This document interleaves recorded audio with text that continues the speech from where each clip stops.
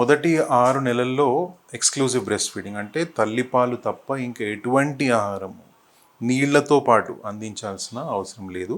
తల్లిపాల్లోనే అన్ని విధమైన న్యూట్రిషన్ అనేది అవైలబుల్గా ఉంటుంది కాబట్టి ఎక్స్క్లూజివ్ బ్రెస్ట్ ఫీడింగ్ మొదటి 6 నెలలు పాటించాల్సిన అవసరం ఉంటుంది.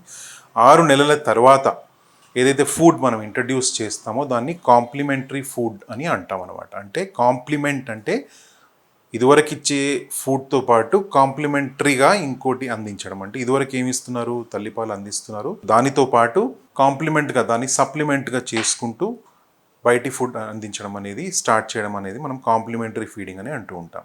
సో ఇందులో భాగంగా ముందు పిల్లవాడిని రెడీ చేయడం అనేది చాలా ఇంపార్టెంట్. అంటే మొదటి దశలో వెజిటబుల్ సూప్స్ అందించడము, ఫ్రూట్ జ్యూసెస్ అందించడము, అందులో షుగర్ కంటెంట్ లేకుండా ఉండడము, ఇటువంటి ఫుడ్తో స్టార్ట్ చేసి ప్రాసెస్డ్ ఫుడ్ అవైలబుల్గా ఉంటుంది, దాన్ని యూస్ చేసుకోవచ్చు. But at the same time ఇంట్లో చేసిన ఆహారం అందించడము వీలైనంత వరకు అది చేస్తే చాలా మంచిది. ఎందుకంటే కలుషితం అయ్యే అవకాశాలు చాలా తక్కువ. ఇంట్లో ఏజ్ ఓల్డ్ ప్రాక్టీసెస్ కొన్ని చేస్తూ ఉంటారు, అవన్నీ ప్రాక్టీస్ చేసుకోవచ్చు, పిల్లవాడికి అటువంటి ఆహారం అందించవచ్చు. 6 నెలల తర్వాతనే వాళ్ళకి మొదటి దశలో వాళ్ళకి కింద భాగంలో వాళ్ళకి పళ్ళు స్టార్ట్ అవుతాయి.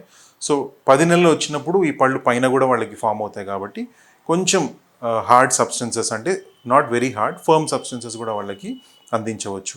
సో జనరల్లీ పిల్లలు చూసారంటే 9-10 నెలల పిల్లలు పెద్దవాళ్ళు ఏది తింటా ఉంటే దాన్ని పట్టుకొని లాగి వాళ్ళు తినే ప్రయత్నం చేస్తూ ఉంటారు. సో అటువంటి ఆహారం కూడా వాళ్ళకి అందించవచ్చు. అంటే చపాతీ లేదా బ్రెడ్ అనేది మిల్క్లో సోక్ చేసి అందించవచ్చు వాళ్ళకి, లేదా ఇడ్లీ లాంటిది కూడా సింపుల్ బ్రేక్ఫాస్ట్ ఐటమ్స్ లాగా అందించవచ్చు. బట్ సాలిడ్స్ మీరు రైస్ అనేది చూసారంటే వీలైనంత వరకు ఎంత మెత్తగా వాళ్ళకి అందిస్తే అంత డైజెషన్ వాళ్ళకి ఈజీగా అవుతుంది, యాక్సెప్టెన్స్ కూడా చాలా ఈజీగా ఉంటుంది. అండ్ మోస్ట్ ఇంపార్టెంట్ థింగ్ పిల్లలు మీరు చూసారంటే ఈ ఈ ఈ పర్టికులర్లీ ఈ ఏజ్కి సంబంధించిన పిల్లలకి రోజు ఒకే విధమైన ఆహారం పెడితే వాళ్ళకి they will not take it.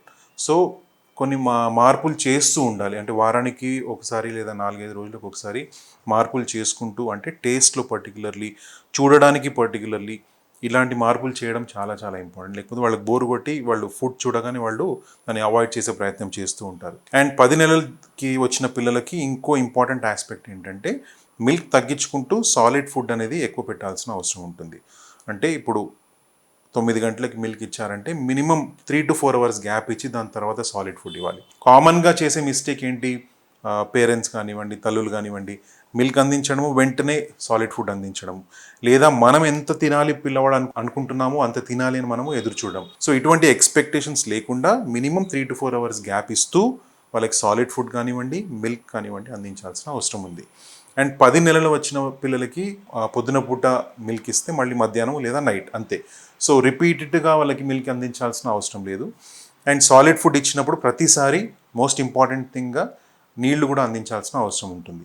ఎందుకంటే ఈ సాలిడ్స్ ఇచ్చినప్పుడు వాళ్ళకి జనరల్గా మోషన్ సాఫ్ట్ అవ్వాలంటే they should take a lot of water, కాబట్టి ఇచ్చే ఫుడ్లో కూడా ఫైబర్ కంటెంట్ ఎక్కువ ఉండాలి. సో వెజిటబుల్స్ యాడ్ చేయడం చాలా ఇంపార్టెంట్, అండ్ వాటర్ కంటెంట్ ఇవ్వడం కూడా చాలా చాలా ఇంపార్టెంట్. సో ఇటువంటి మార్పులు జనరల్గా 10 months ఏజ్ బేబీస్కి మనం చేసుకుంటే వాళ్ళ యాక్సెప్టెన్స్ అనేది చాలా ఈజీగా ఉంటుంది.